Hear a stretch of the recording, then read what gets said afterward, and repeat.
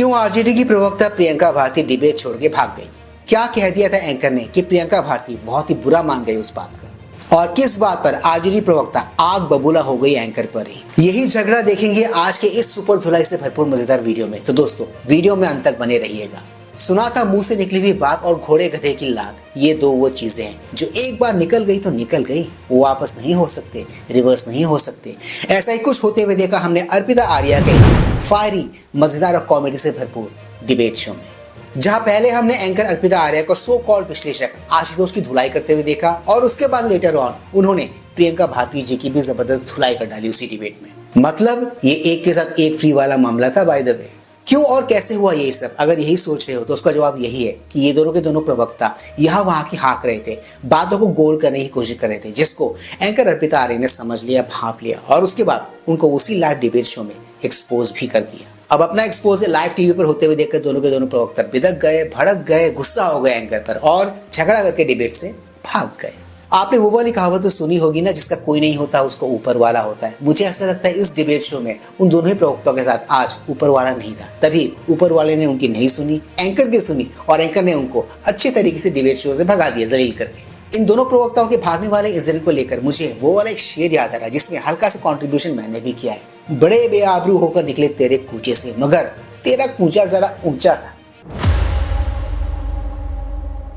Please like share subscribe YouTube channel ताकि हम ऐसे कंटेंट्स बनाते रहे और हमारा ये कंटेंट ज्यादा से ज्यादा लोगों तक पहुंचे। तो दोस्तों ज्यादा वक्त न गवाते हुए let's go back to the topic. Then हुआ कुछ यूं कि अपनी फजीहत से तिलमिलाए आशुतोष ने जब डिबेट शो को छोड़ा तो प्रियंका भारती भी उनके पीछे पीछे होली, उनके पीछे पीछे ही वो डिबेट छोड़ के भाग गई। रीजन भी दोनों की हालत उस डिबेट शो में एक ही जैसी थी, दोनों को जबरदस्त लताड़ पड़ रही थी एंकर से। इनसे एंकर ने बहुत ही सीधा सा सवाल पूछा था कि आपके आदरणीय नेताजी यानी कि तेजस्वी यादव जी के जो दो वोटर आईडी कार्ड है उसमें से असल वाला कौन सा है और जो दूसरा वाला है उस पर वो चुप्पी साधे हुए क्यों खड़े हैं? उन सवालों का जवाब देने के बजाय दीदी एंकर पर ही भड़के, एंकर पर ही पेल पड़ी। क्यों भाई, इसमें भड़कने वाली कौन सी बात है? उन्होंने तो बहुत ही सिंपल सा सवाल पूछा है कि आपके नेता के पास जो दो वोटर आईडी कार्ड है उनमें से असल वाला कौन सा है और जो दूसरा वाला है उसका मामला क्या है? उन्होंने ईसीआई को कोई सफाई क्यों नहीं दी उसके बारे में अभी तक? अब होनी को कौन टाल सकता था? जिस तरह सो कॉल्ड विश्लेषक आशुतोष गुप्ता शो छोड़ के भाग गए अपनी बेइज्जती होते हुए देखकर, ये मैडम भी उनके पीछे पीछे होली। रीजन भी इनके पास भी कुछ ज्यादा तर्क नहीं थे, कुछ ज्यादा बहस करने के लिए, डिबेट करने के लिए उनके पास पॉइंट्स थे नहीं। अब कैसे हुआ ये सब, यही जानना चाहते हो ना? उसके लिए ये वाला वीडियो देखते हैं, टेक अ लुक। पिताजी आप बोलने दीजिएगा, क्योंकि अभी जैसे मैंने शुरू किया या फिर विश्लेषक जी ने शुरू किया था, पूरे स्टेटमेंट में आप हर 10 सेकंड पे टोक रही थी, पर आलोक जी उनकी बैसाखी जब बोलती रही आप लगातार उनको बोलने देती है। जी पारिवारिक माहौल है। अब सुन लीजिए, आपने कहा था आपने कहा था आप नहीं टोकेंगे, लेकिन आप मुद्दा होता है ना क्योंकि धुलाई बाकी है होने। बात करूं आपसे, जब कभी बीजेपी का मुद्दा होता है मैम, मैं आपको बता रही हूँ, जब यहाँ पर कोई गलती हो जाती है या ब्रिज गिर गया था, मैंने सवाल बीजेपी से पूछे, आप पुराने उठाकर देख लीजिए। जब जहां जिसकी बात है उससे सवाल पूछे जाएंगे। ऐसा नहीं है कि उनसे नहीं पूछती, आपसे नहीं पूछती। आप जरा मैम पढ़ लीजिए और देख लीजिएगा, जरा मेरी पुरानी डिबेट उठाकर देख लीजिएगा।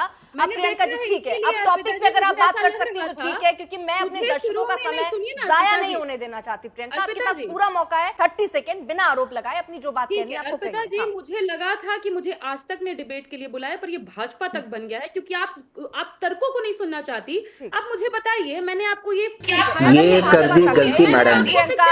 नहीं प्रियंका में नहीं, आप ऐसे आइए, आरोप लगाकर चले जाइए। आप मैम प्रेस कॉन्फ्रेंस करके एक जगह आपने अपनी फजीयत करा ही ली है, अब आप यहाँ पर क्या सबूत है आपके पास? अभी मैं आपसे पूछने लग जाऊँ तो आपको दिक्कत हो जाएगी। मत कीजिए प्रियंका।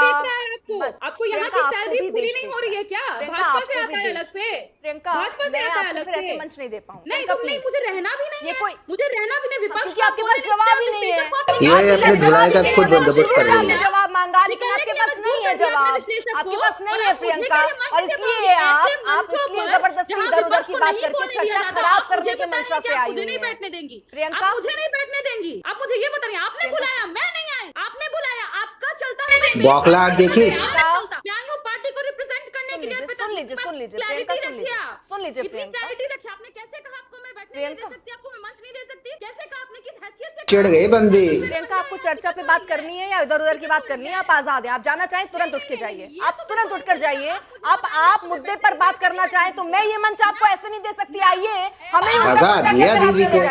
इसके लिए आपको मंच नहीं दे सकती। जनता देख रही है, मैंने आपसे बुनियादी सवाल पूछे, आपको नहीं जवाब देना, आपको सिर्फ चिल्लाना है, आपको सिर्फ चिल्लाना है। प्रियंका,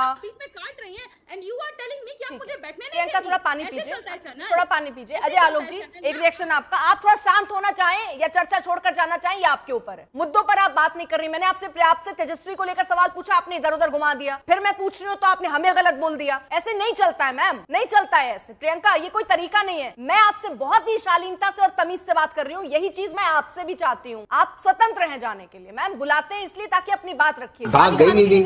तो देखा ना दोस्तों, जो कुछ भी यहाँ पर कर रही है उसको हुज्जत करना कहते हैं। भाई इसमें हुज्जत करने वाली क्या बात है? सिंपल से सवाल एंकर ने पूछा है, उसको जवाब दे दो, मामला खत्म करो, बात खत्म करो। बट नहीं, इनको तो भड़कना है, इनको तो गुस्सा दिखाना है, चीखना चिल्लाना है, ताकि वो एंकर पर और डिबेट पर अपना कंट्रोल बना के रख सके। बट मामला एक्चुअली इनके हाथ से निकल चुका है। इनकी पोल पट्टी पहले ही खुल चुकी है और उसे खोलने का काम किया है किसने? एंकर अर्पिता आर्या जी ने। बहुत ही बखूबी, बहुत ही फैक्ट्स के साथ और बहुत ही लॉजिकल वे में उन्होंने एक्सपोज किया है इनके दिए गए फालतू की दलीलों का, जिसका इन ट्रू सेंस कोई मतलब नहीं बनता है, कोई सेंस बनता ही नहीं है। और डिबेट में वो वाला पीक पॉइंट एंकर के सबर का तब टूट गया, उनका सबर का बांध तब छूट गया जब ये लोग चीखने लगे, चिल्लाने लगे, जो सवाल पूछे जा रहे उस पर बात करने के बजाय वो इधर उधर की हाँकने लगे। तब एंकर का पारा हाई हो गया और इन्होंने इन्हें डिबेट से जाने के लिए कह दिया। पहले आशुतोष को भगाया था, लेटर ऑन उन्होंने प्रियंका भारती को भी डिबेट छोड़ के जाने के लिए कह दिया, बड़े ही प्यार से। और मुझे ऐसा लगता है एंकर ने यहाँ पर एकदम सही काम किया, सही कदम उठाया। आशुतोष गुप्ता के जाने के बाद प्रियंका भारती का भी इस डिबेट में एक्चुअली मन था नहीं, वो बेमन से यहाँ पर बैठी हुई थी। वो तो इनके बॉडी लैंग्वेज से लग ही रहा था, जिस तरह से चीख चिल्ला रही थी उसको देखकर लग ही रहा था कि बेमन से यहाँ पर बैठी हुई है। तो ऐसे लोगों के बैठने से बेहतर है कि वो डिबेट छोड़ के चले जाए। और उन्होंने एग्जैक्टली बाद में वही किया। चलो, लोगों की सुन तो ली उन्होंने। देखो, कोई माने या ना माने, एसआईआर जो मुद्दा है ये आरजेडी का मुद्दा नहीं है, बल्कि ये कांग्रेस पार्टी राहुल गांधी जी का मुद्दा है, जिसे राहुल गांधी और कांग्रेस पार्टी ने बहुत ही चालाकी के साथ, बहुत ही चतुराई के साथ इनके मत्थे मर दिया। लो भाई, हम तो जल ही रहे हैं, तुम भी साथ में चलो। लोकल मुद्दों से ध्यान भटकाते हुए ये काम किया उन्होंने। इसलिए अगर आपने ऑब्जर्व किया होगा तो ये जो वोट अधिकार यात्रा निकाली गई है, इसमें राहुल गांधी जी हीरो बन के उभरे हैं और जो तेजस्वी यादव है और जो लालू यादव है, इनका कद उनके सामने छोटा हो गया, अगर आपने नोटिस किया होगा इस बात को तो। और आर्यन, देखो, देश तो ये बात देख रहा है, ये बात समझ रहा है, बट यही बात इन आरजेडी वालों को समझ में नहीं आ रही है, इनके प्रवक्ता को समझ में नहीं आ रही है। अपने नेता को डिफेंड करने के बजाय, अपने नेता के पक्ष में नैरेटिव बनाने की बजाय, ये नैरेटिव बना रहे हैं किसके पक्ष में? युवराज के पक्ष में, राहुल गांधी जी के पक्ष में। ऐसे करके जीतेगा बिहार का चुनाव आप लोग। अगर ऐसे ही करते रहोगे तो बिहार तो इस बार भी आपको नहीं मिलने वाली भाई। खैर, बिहार चुनाव पर लोकल मुद्दों पर बात करने के बजाय आरजेडी और उसके प्रवक्ता, उनके नेता लोग क्या कर रहे हैं इन दिनों? नेशनल मुद्दों को अपने हाथ में लिए घूम रहे, कैंपेन कर रहे हैं। क्या इसका उनको इन चुनाव में कोई फायदा होने वाला है जो होने वाले नवंबर में? तो उसका जवाब है नहीं, इनको फायदा बिल्कुल भी नहीं होने वाला है। ये गलती से पूरा बिहार इलेक्शन कैंपेन का जो कंट्रोल है वो कांग्रेस के हाथों में थमा रहे हैं ऐसा करके। एनीवेज, इन दोनों ही दलों के बीच में जो भी खींचतान चल रही है, ये एक तरह से बीजेपी और मोदी जी के लिए बहुत ही शुभ संकेत है, बहुत ही अच्छी बात है। ये ऐसे आपस में लड़ते रहे, आपस में ये लोग उलझे रहे तो रास्ता बीजेपी के लिए आसान हो जाएगा, एनडीए के लिए आसान हो जाएगा बिहार चुनाव के दौरान। तो दोस्तों, आज की इस वीडियो में सिर्फ इतना ही। मैं मिलूंगा आप सबके साथ अपने अगले व्लॉग में। And yes, do not forget to like, share, subscribe YouTube channel. इससे हमें शक्ति मिलती है, इससे हमें ताकत मिलती है और इससे हमें मोटिवेशन मिलती है। कीप स्माइलिंग दोस्तों।